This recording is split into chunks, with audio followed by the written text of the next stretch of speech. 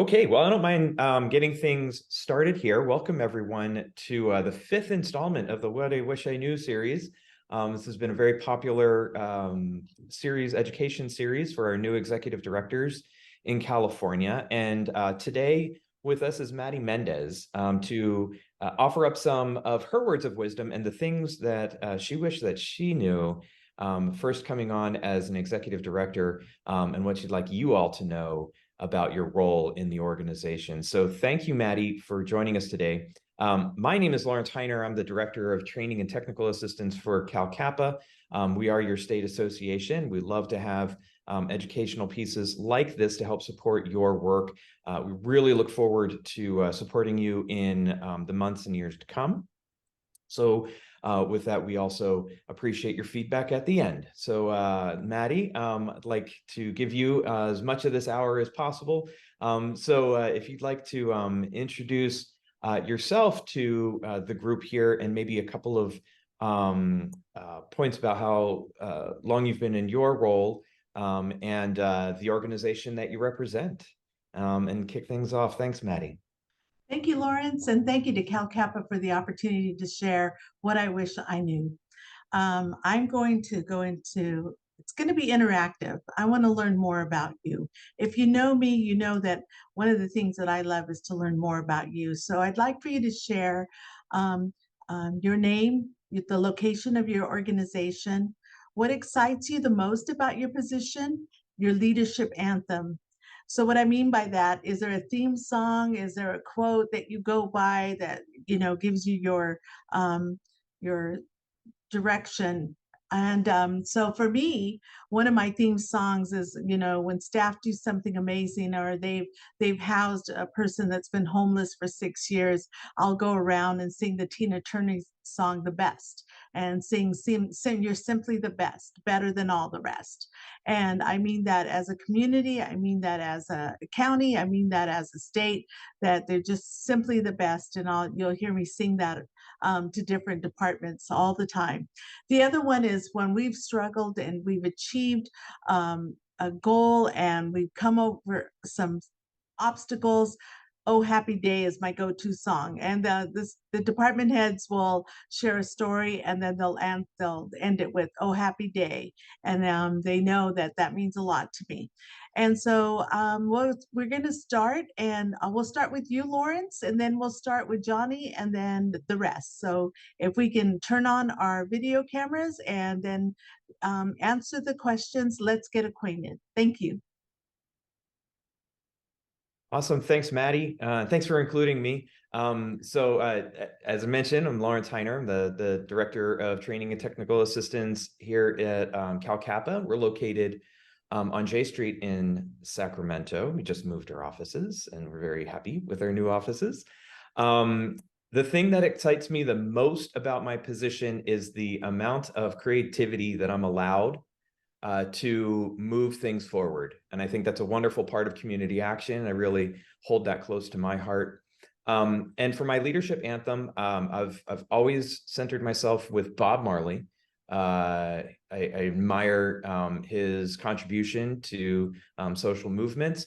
And in the song Redemption Song, he has a line that says, "Emancipate yourself from mental slavery. None but ourselves can free our minds." Mm. And I love to remember that because we all have control of our own perceptions of the world. And that was a wonderful reminder in that really poetic song. So thanks, Mattie. Thank you for that prompt. I really enjoyed Thank you.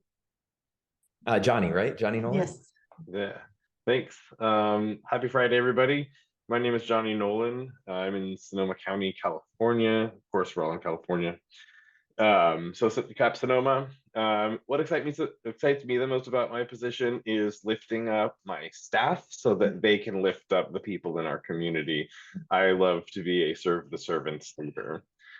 And leadership anthem is hard. Actually, I was struggling to think of music that I've listened to lately with words because I listened to a lot of instrumental, but I had to go all the way back to some original inspirational music, and I would have to say that my leadership anthem would be probably any one of Weird Al Yankovic's polka medleys, Oh, wow. just to bring the spirits up, right? Good.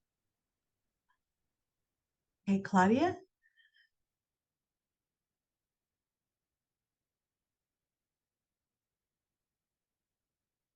I'm so sorry, my mouse was acting up. That's Good morning, okay. Good morning, everyone. My name is Claudia. I'm manager of community services at Ventura County, Community Action of Ventura County. My ED asked me to if I wanted to listen in. So this is the first time I'm in one of these sessions. But let's see what I love about my job.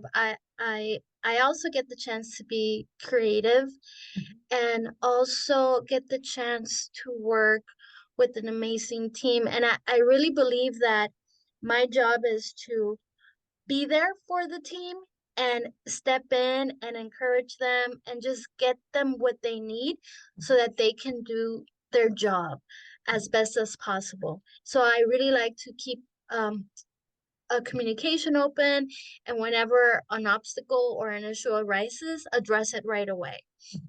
I love music. I listen to a lot of salsa. I can't think, the only song that I can think of right now is Eye of the Tiger.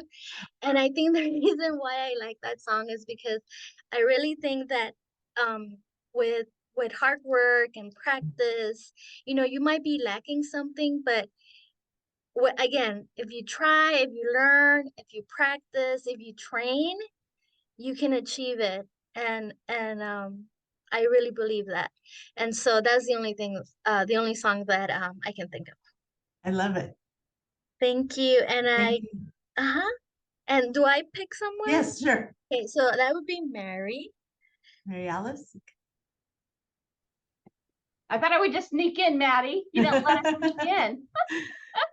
I'm Well, glad you're my here. name is Mary Alice Escarciga-Fechner, and I'm in Tulare County. I'm the executive director there and also a board member as a part of Cal Kappa. And I presented back in July. Lawrence, does that sound right? In July, it's been a while. My leadership anthem, I was trying to think, but when I was thinking, one of the songs that always inspired me since I was a kid, and I'll call it my leadership anthem in a way, is Gloria Gaynor's I Will Survive. And I think for me, one of the things about the lyrics is that I was remembering was, first I was afraid and I was petrified. And I think that you keep thinking how you can get past all of that. And I think for me, that's the song that no matter what, I always go back to. No matter what, we will survive. We will get past this. And together, it's finding that inner strength, but also that team strength. Probably what I love most about my job, I've been with the organization for 26 years, is the opportunity to make a difference. And the opportunity to work with so many fabulous people within our own agency, but other agencies, that together we're so much stronger. And so I think that's what I love about my job, and the ability to work with wonderful people like Mattie. That inspires me. So just excited to be here today to celebrate with you. Thank you. Okay, Cisne, you want to go next? Good morning, everyone. Happy Friday. Cisne Crawford, here in San Francisco, the Senior Executive Director. And my go-to theme song is an old Marvin Gaye song, Ain't No Mountain High Enough. And I always replace the last lyric with to keep me from supporting you today. And I think that sort of fits into, what excites me the most is being able to be that stopgap or roadblock between red tape and legislative or legal aspects. So my staff can then go out and do tremendous work within the community and supporting and uplifting the community residents, and having no idea, hey, how do we get this $200,000 to be able to provide this support and services as I continue to get the gray hair and or go bald. But it's great to see team ball Lawrence all day. Just to see the tremendous work and what they do with the resources that we have is always rewarding at the end of the day. Thank you. Yes, I agree with you. We have a saying over here that, do you have the tools to do your job? Do you have the tools to do your job daily? Do you have the equipment, the tools, and supporting staff to ensure that they have the tools? So I love what everybody has shared. So this is a photograph of our first board here at CAPMC. It was found by a local resident, and he said, I was on this board and here we are. So this is the first CAPMC tripartite board. And so we were established on December 1st in 1965. So we will celebrate as an organization network, and next year, our 60th anniversary. And then the following year, CAPMC will celebrate their 60th anniversary and providing services here in Madera County. But we also have programs in our neighboring counties, and this might be similar to your organizations. We also serve in Mariposa. We have a Head Start program there. And in Fresno County, we provide services to our migrant seasonal families in 6 locations throughout Fresno County. We have a 15-member tripartite board. One of the members, it represents our regional Head Start program.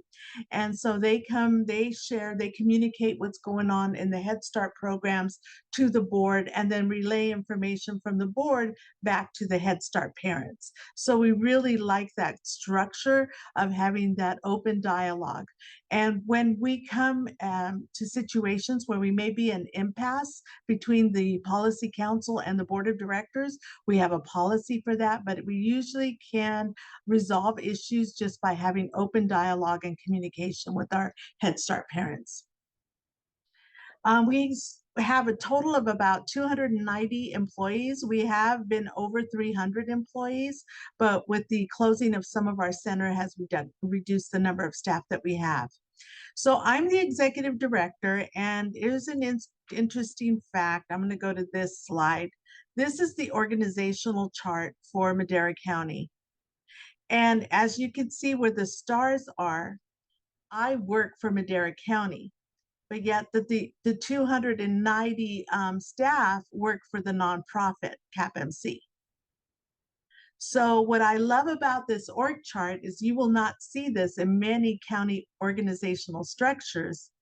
Madera County recognizes the Community Action Partnership Board and my position on their org chart.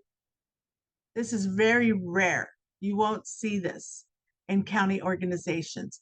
But from the very beginning, that's how CAPMC was established. It would be a nonprofit in the community, but the oversight would be appointed by the Board of Supervisors. So on August 2nd, after working with CAPMC for about 22 years, I applied for the executive director position. And I had to resign my position with CAPMC that it's part of my DNA, and accept the position with Madera County in order to oversee it as the executive director. So I just wanted to share this with you. And I also want to share that when you're doing, a salary structure for yourselves as executive directors, reach out to me, because what you might think, okay, a salary structure is a rate of pay hourly for you as an executive director. But the thing is that you also have to learn, think about long-term and your retirement. And, if your commitment is, I want to be part of this organization and lead this organization long-term, you have to think about that retirement. So recently, a agency reached out to me, and I not only shared what I received hourly, but I also shared what I receive in my retirement, and said, you need to go back to the board and let them know that these are also the perks for some organizations, because I'm CalPERS. So I'm on a different retirement structure than many other executive directors. So I share that because I'm going to receive benefits once I retire from the county that most executive directors for community action will not have. So anytime you need that information, I am open to share. So we have 5 county supervisors, and one of them sits on our board. So the beauty of the board, the tripartite board, is that the makeup of the board and your bylaws. So we have a county supervisor, we have a city council member from the city of Madera, and we have a city council member from the city of Chowchilla.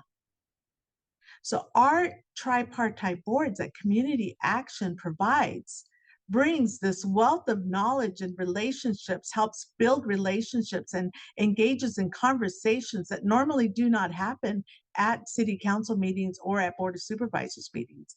They engage, like if they have a situation, they wait till our meeting ends, and then they have these additional conversations about what's going on in the community.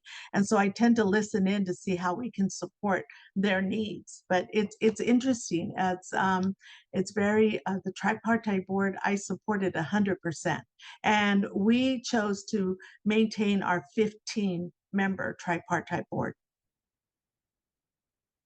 So here's our structure. This is the structure I share with employees. I remind them that we work for the people.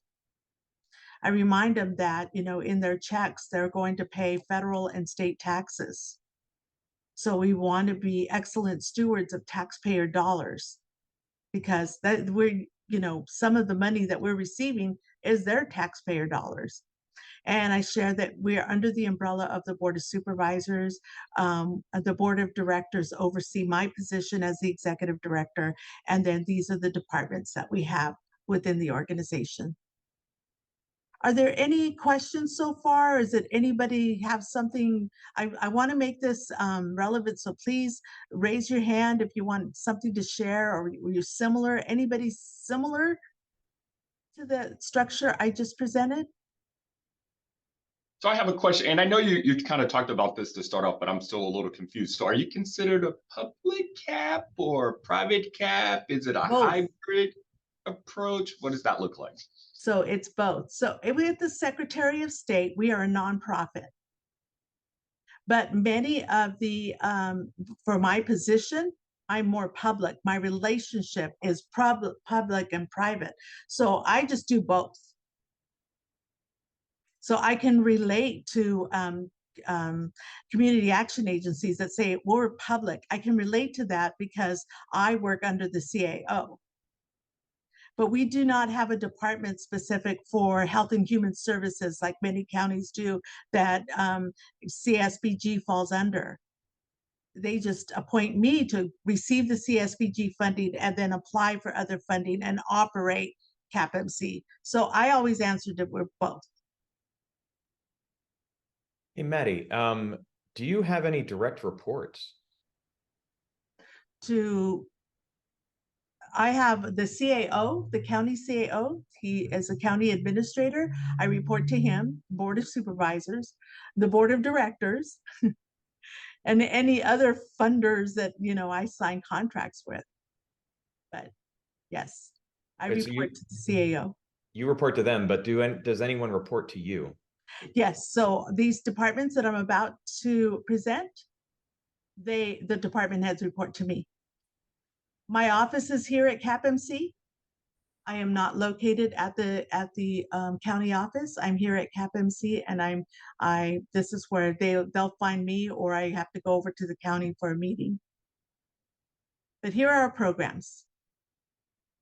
So I have department heads for each one of these programs, with the exception of Child Advocacy Center. But we have community services very similar to you. We have the LIHEAP weatherization. We have started and we have applied for HUD funding. We have a permanent supportive housing program, and we also provided, we applied for coordinated entry for our county. So we are the coordinated entry agency for the homeless programs here. Our Child Advocacy Center, this is unique, and our victim services is unique for most community action, because these departments are usually within county offices or other CBOs within your community. But our victim services receives funding from Cal OES to provide services to domestic violence victim, rape crisis, victims of violence, so victim witness, and our underserved population. And we also have a transitional housing program with our domestic violence to support housing after they exit our 30 to 60 day emergency housing program, domestic violence shelter. So our Child Advocacy Center, this is a little different. We presented this at last year's training for Cal Kappa, but it was to the board of directors. But what we do is we host the forensic interviews for children to disclose that they've been victims of sexual assault. These recordings are shared with the investigator, law enforcement, and the DA. The family comes here to CAPMC. The interview is scheduled. They're interviewed by a certified forensic interviewer.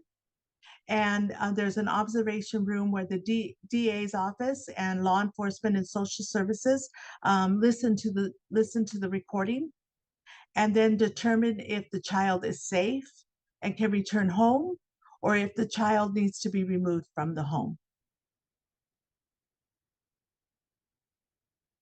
So I don't think many community action agencies provide services. I think King's is the closest one to us that is community action and provides domestic violence. Our other department, which the department head reports to me, our Child Care Alternative Payment Program. This is the funding that comes from the California Department of Social Services, but that provides the funding to pay the providers that provide child care for families that qualify for child care needs. So they have to be working or going to school. They have to demonstrate a need, demonstrate their income, and they apply. We operate the general, which is basic community. We support the families that are on CalWorks with our stage 2 funding under this program. And we also provide support for those families that are transitioning from CalWorks stage 2 to stage 3. That means that they're becoming more independent, but need a little bit more support to be on their own 100%. So they got a job, but they still need support with the child care costs. In this department, we also have resource and referrals. So we support those that want to license their homes to become providers. We provide the training for them. We have activities for them. We celebrate them, and we assist them to operate their family child care home. There are other center-based programs that also register with us so they can receive payment directly. And then our largest program is Head Start. We serve in 3 counties, Mariposa, Madera, and Fresno. We have a migrant seasonal Head Start program in Fresno and Madera, and then we have our regional and early Head Start here in Madera. Any questions so far? How many of you have operate Head Start? I think Sonoma does. Yes. Hey, Mattie, it looks like Cisne has his hand up. Go ahead, Cisne. Sorry, trying to find the off button or the mute button. Couple questions. One, when you were talking earlier around the work that you all do with your Child Advocacy Center, wanted to know if you partner or ever heard of an agency called Safe and Sound, which deals a lot with both from the youth standpoint and the parental support standpoint around community and environmental violence. If not, they're here in San Francisco and they do statewide work. Would love to connect you if you come to the Cal Kappa conference here in November. But that might be a great resource in sharing there. And then secondly, you said something very I would love that. So if you can connect me, I would love that. I think we've heard, but we have not engaged. We're not working together. Okay. I will definitely do that. And then the other thing, when you were talking about helping homeowners become licensed childcare, do you have information that you could share on that? We experienced a lot of that during COVID, where we had folks who might have worked at a childcare center and was laid off, or their centers closed and they wanted to continue that work in home. And we had been trying to talk to the city around how to get their homes licensed, and in some cases, some of the individuals lived in public housing. So would love it if you had more information on how that worked for you and how you were able to maybe get around some of the red tape there. So each county has a resource and referral agency. And so they will provide the most support on becoming licensed, especially, and there are some locations that are in public housing. But they have to be careful and demonstrate where they can take the children safely outside to play. And so your resource and referral, and your other agency to look into is First Five. Each county has a First Five, and sometimes they have funding to support. They have mini grants to support homes to open up their family child care center. And then our resource and referral is open to you, and feel free to call on me and I'll connect you with staff and they can provide additional information on how they operate. This funding is funded by California Department of Social Services. So if you find like your resource and referral agency is not engaged, is not working well with the community, you might want to see about obtaining that funding for your organization.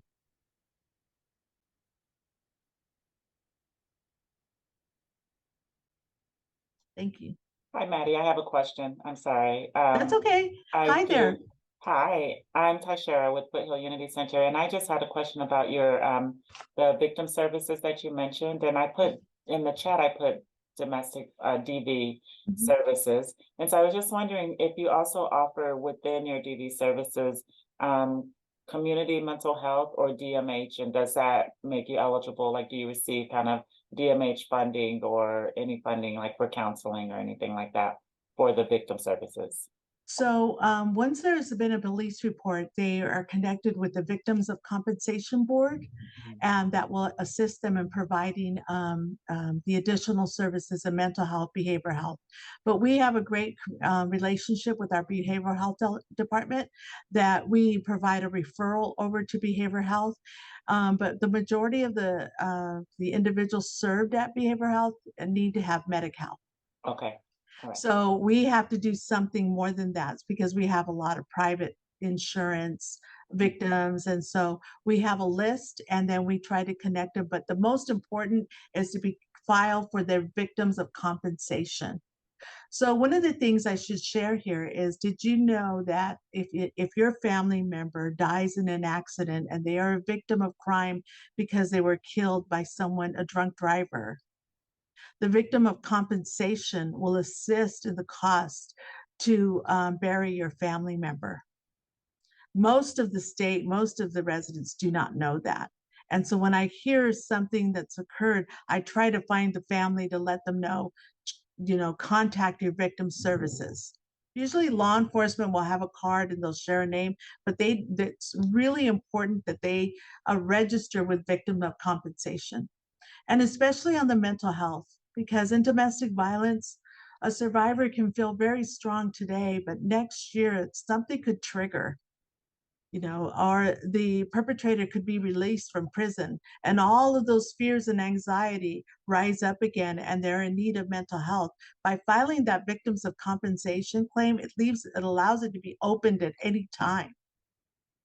And they'll come back to victim services and we'll remind them, let's make sure you're filing with the claim, and also let's get you linked to services.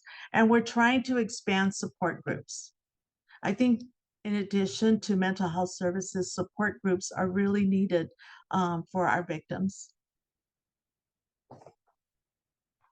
Thank you. Okay. So what I wish I knew when I started is, I would ask, what do you think I do? Even today, 12 years later, I asked my husband and my children one time, and I said, what do you think I do for a living? Oh, you're the executive director for CAPMC, and you provide services to migrant and seasonal farm worker families. I said, really? That's all you think I do? And so the board thinks, okay, great, we have more funding, we're providing more services. And society thinks that, I'm just available 24/7. And my team thinks, okay, I'm a multitasker. What I think I do is, I know you agree with me, we carry a lot on our shoulders. But what we really do is we connect. And even right now, we're connecting with each other. When we see each other, we're going to remember that we have this moment in time where we connected in this conversation.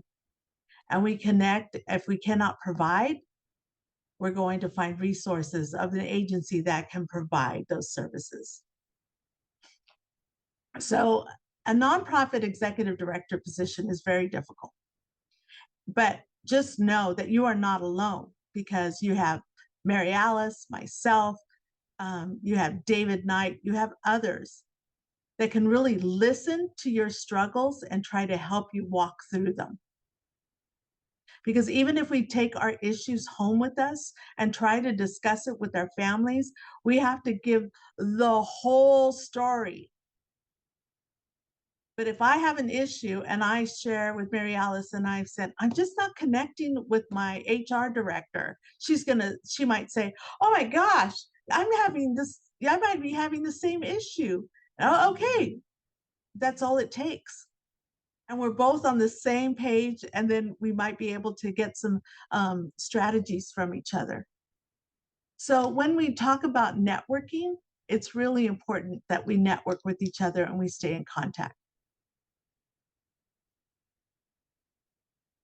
But what I think I do, and this weight on my shoulder, it's a lot sometimes. So in this seat, I see it that it's more than a position, it's a commitment. Recently, I was asked by someone in the CAO's office, a deputy director, if I would consider moving to the CAO's office. And I said, no. I said, I wouldn't, because I have to finish my role at CAPMC. Unless I'm terminated, and if I'm forced out, I see myself retiring from CAPMC. I would not see myself moving to another department. And it's a commitment, and I know we all feel it. And I love that commitment to community action, because it really is the community. But I think that one of the things I can suggest to you is to share your resources. I'm going to go back up, with your city and county partners. So here are revenues and here are expenditures. But more importantly, this is revenue and expenditures in your community that is not hitting the general fund for the county or the city. And just imagine if you did not exist in your community, what would happen? So these types of charts, and Madera County's population is 160. So Madera County, I have to the south of me, Fresno County, which is more than 1 million, and Merced County, which is probably 500,000. So allocations are very small to Madera County, but we are one of the largest rural counties. And there's over 30 counties that are considered rural in California. So it's really important that we share what the revenues that we bring to a community, and how many staff we have, and the salaries, and everything that is provided that supports that community. Any thoughts on this?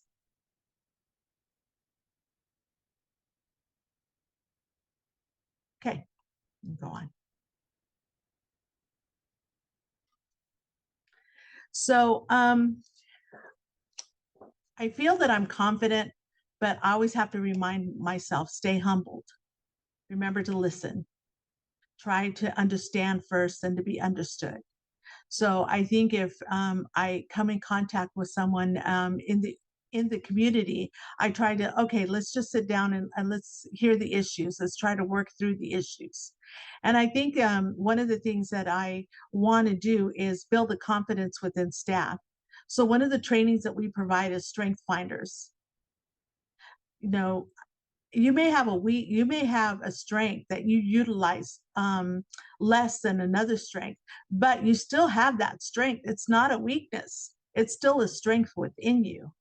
And so we have our teams go through it, and I try to sit in with each department as they go through it. But I think Strength Finders has been instrumental in assisting us in our organizational culture. because I will hear, oh, I don't have this strength on my team. I'm going to be looking at that while I'm interviewing.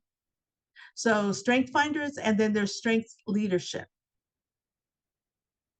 And I love to build the awareness within the employee. And in crafting my leadership philosophy, I reflect on my leadership values. They stem from when I worked out in the fields when I was 5 years old.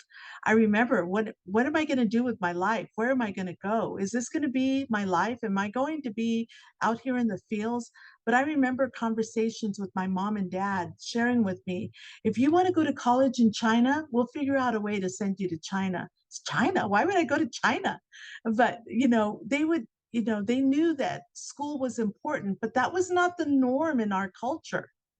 The norm in our culture is once you finish school, get out here, you go into work, and you will support the family. And education for women, you were supposed to get married and have children.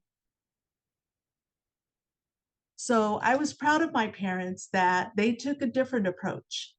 And I see that more and more in our families, that they're taking a different approach and they see the importance of an education or pursuing something else other than the field work. I was in a meeting and I saw this picture, and the picture reminded me of a packing house packing oranges. And I reflected on that picture and I said, wow, that was my first promotion when I went from the fields, the rows, picking grapes, picking cotton, to the packing house. I said, I never looked at it until now that was my actual first promotion. So I take time to reflect on your leadership values. Develop a leadership philosophy statement. I love our mission. I love our values. I think it helps me in my professional, but more importantly in my personal life. And then how my philosophy guides in decision making. I just think that when I try to make it, what's my intent? I reflect on myself. When I'm making a decision, a hard decision, what's the intent I want to see? What is my intent? Am I being honest with my intent? Or am I making this decision with spite? And sometimes that's it. I'm just gonna, no, I have to look at my intention. My relationships are key. Relationships have helped me in many ways. And so recently there was a HUD grant by the Fresno Madera Continuum of Care. It needed the signature of someone from the city of Madera. I don't work for the city of Madera, but I know the city manager, and they were working with the city's internal team, like their CFO position. And so I took the email and I forwarded it to the city manager and I said, can you please review this? And I included the deputy CAO. And so I had the city and the county in the same email. I said, we need your signature. We need to move this on. We need to submit this to HUD today. And within a minute, signed. The city manager responded that he had signed it and it was submitted. That's that relationship that you have in your community, that level of trust that gets these things done. And the reason it's so important to establish those relationships, because sometimes when the news is not good out in the community, that trust that you have with city council members, with county, with the state, with federal funders. We heard this about your organization. We're here to support you, but we trust that you're going to get through it. Any thoughts? Anybody want to share?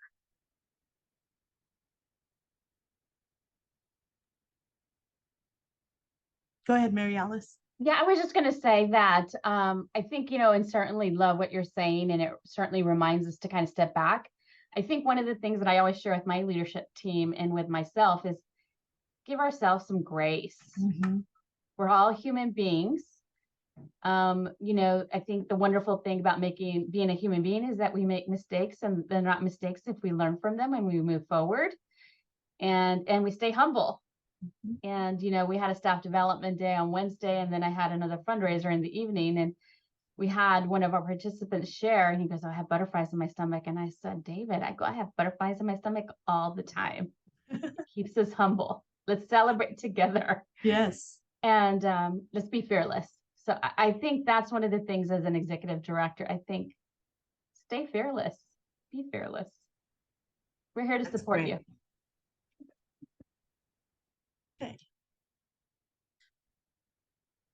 So one of the things about our organizational success is we I'm going to say in 2011, we redid our mission, and we have the same mission today.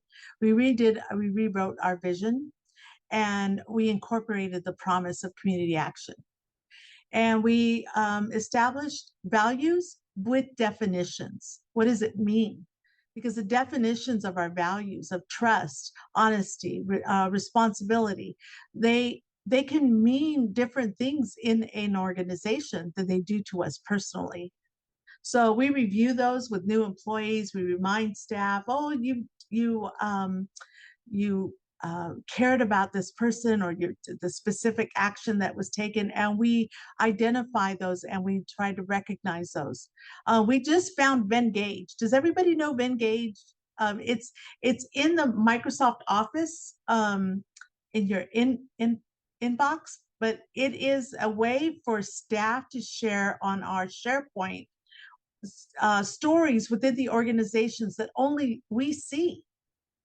So it's sharing that we met a requirement at one of the centers, or the centers are sharing their classrooms, or so it allows us to see everything that's going on within the organization. So it's a lot of fun. It's like social media internally.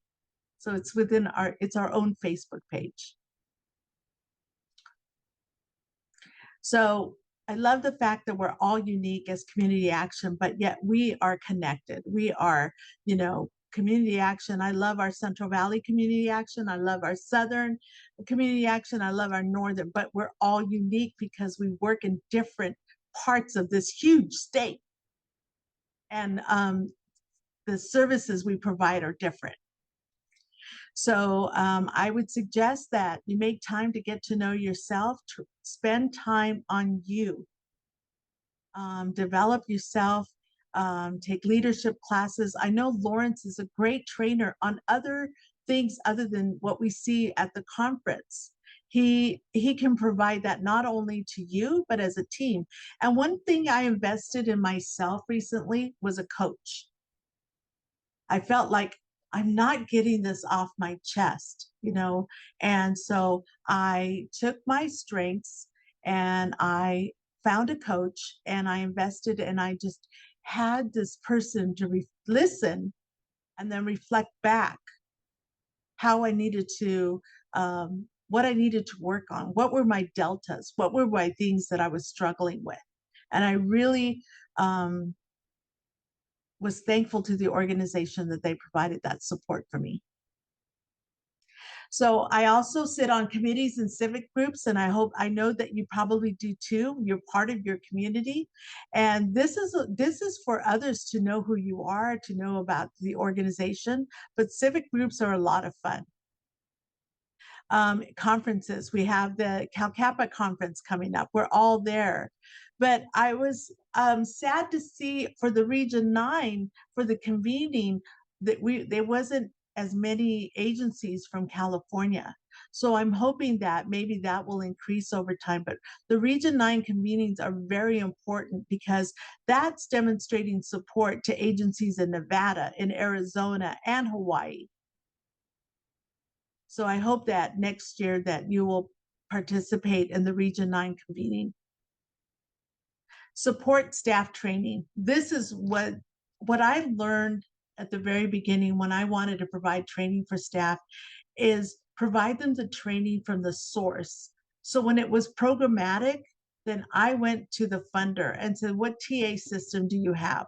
I want the people that understand the funding terms and regulations to come in and train our staff, instead of a consultant that is reviewing and is preparing presentation of what they think of. No, I want to hear from the actual trainers of the funders. So staff know that about me, like who's doing the training. I want to know where they come from, how they're engaged with the funding source.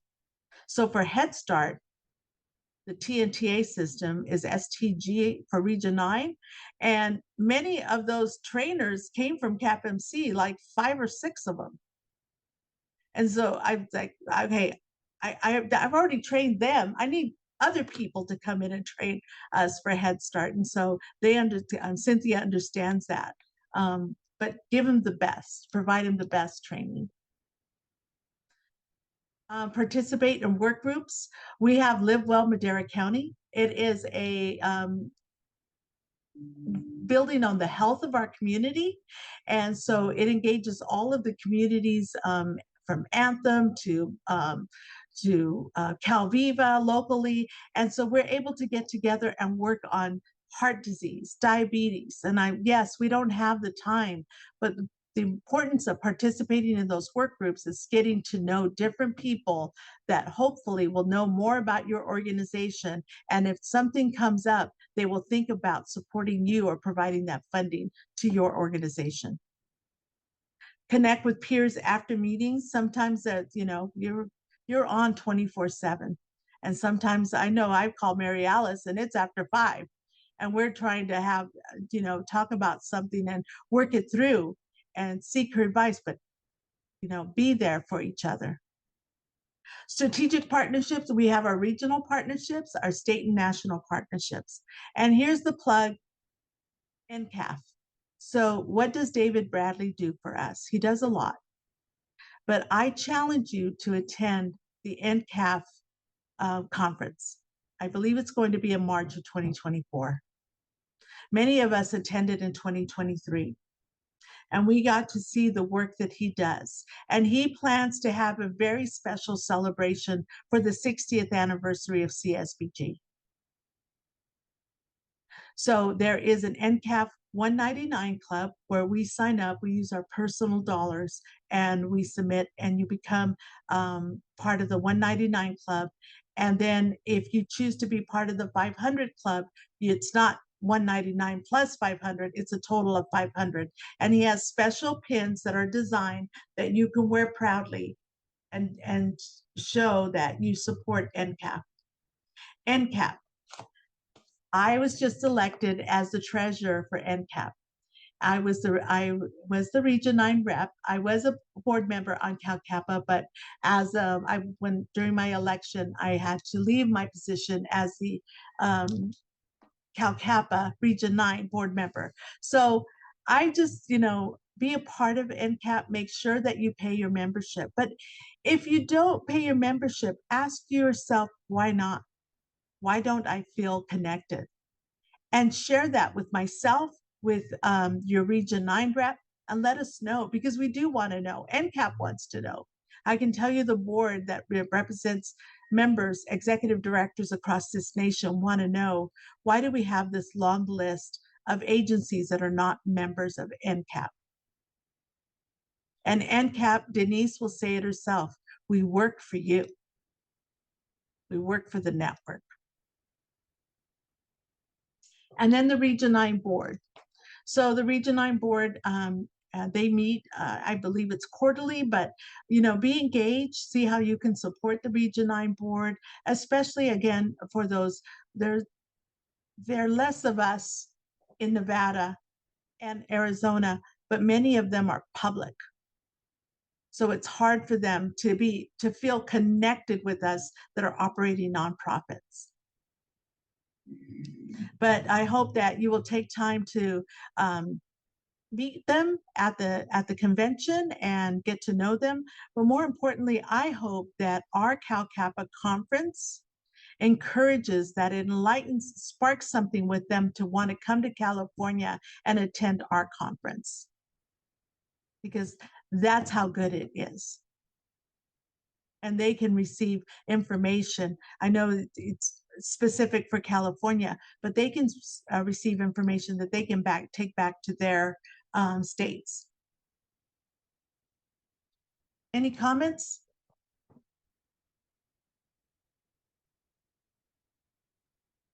I'm just going to do a plug again for the conference, just saying it really is an opportunity for everyone to network, meet other agencies and hear what's going on, but also to strengthen your network professionally. I can tell you about, I want to say 7 years ago, the attendance for the conference was just executive directors. And now it's surpassing 100, right, Mary Alice? I think it's 125, 150. So now more department heads are coming and direct service staff are coming.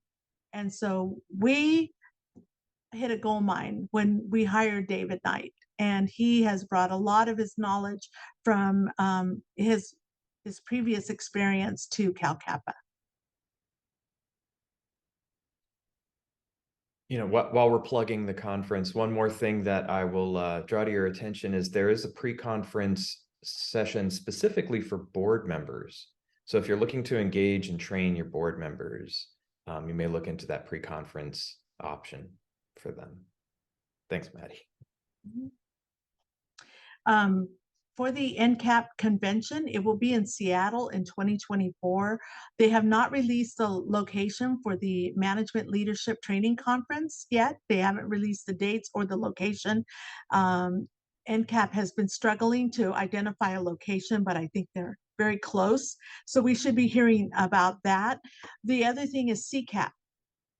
You know, consider supporting your staff with CCAP. And we could talk to David about supporting another cohort for CCAPs. And then the Center of Excellence. Let's submit, let's flood the applications for the Center of Excellence, because now there's tiers. You can apply for a bronze, a silver, a gold. So you can, there are different tiers that you can submit your application in and be considered. But let's get on that list. Let's show California is a force, and you can feel it at the convention. And so it's nice to see, and it's nice to feel, because it's not always been the case.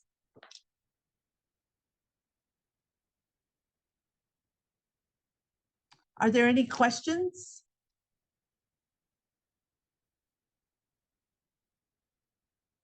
No? So I wish I knew what I know now back in 2011. I wish I did know, but you know, it takes time. Give yourself, like Mary Alice said, give yourself some grace. Get to know yourself and your community. See where you can apply your organization or support an organization. One thing I think I learned during the pandemic is that I was contacted with public health. They needed support to reach the migrant seasonal farm workers out in the fields. And I knew that I provided center-based option, but I knew that I wasn't the best organization. So I listened to the public health administrator, and she shared what she needed. They needed to get out in the fields and inform the families, inform the parents about the vaccinations and other supports that was available during COVID and how to protect themselves. So I thought, well, I think you need to speak to my counterpart, Jorge Donava.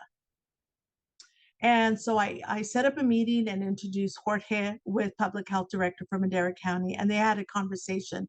And Jorge was able to answer, yes, we can do that. Yes, we can start it. Yes, we can add it.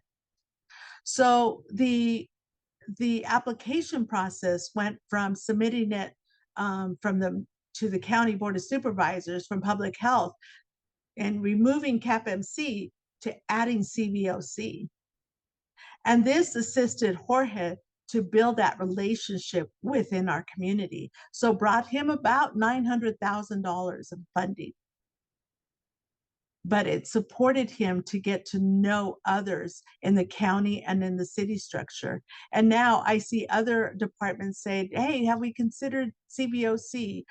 And so it's nice to see, because we work in the same county, but we provide different services. And so we support each other like that. And so it's how you can do that with other agencies in your community, because I know you can.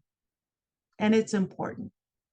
When the ARPA fund came directly to Madera County, one of the things that I felt confident it was to share that this is ARPA funding that the county received. So the county sets the parameters of who's eligible. So I was sitting in the meeting and I listened to everybody, and I saw them coming up with the qualifications, and then it Social Security came up. And I know our families are undocumented families. They don't have Social Security cards or numbers. They're going to be excluded. So I was their voice for them. And I said, why? Why do we need the Social Security number?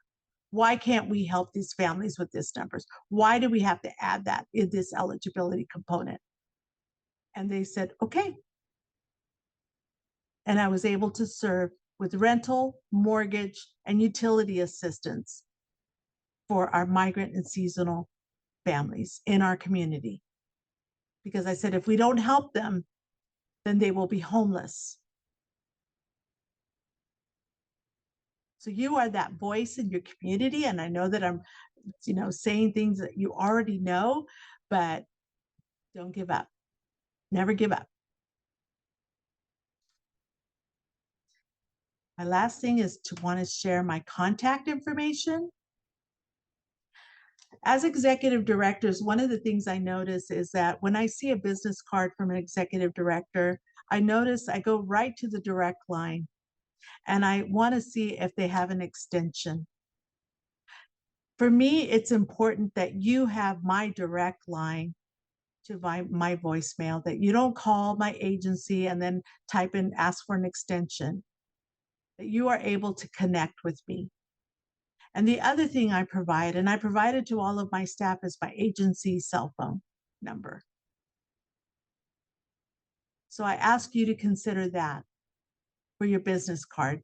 Make sure that they can reach you directly, because you are important. And I think it makes a huge difference in how we lead. Thank you for your time today. Are there any other questions, comments? I hope this was helpful. Lawrence, I know I'm just shy of a minute. That's cool. Yeah, I dropped a link in the chat for feedback. So if you'd like to tell us how helpful you found this session, I collect that feedback and appreciate it. And thank you very much, Mattie, for giving us some insight. Really appreciate your perspective on being an executive director. Thank you very much. I can't tell you, Mary Alice has provided support, has done this. Jeff Gardner's amazing. Jeremy is incredible. Brenda, she's going to own California pretty soon. She owns so much property, but we are proud to be a part of this, to support you as new executive directors. So if anything we can do, please reach out. Please do. And then come back and see us. The next one will be, last one of the year, is Biz Steinberg. So we'll that'll be a good one to round out 6, So again, Mattie, thank you so much. All right. Thanks everybody for participating today. Thank you for your time. Thank you.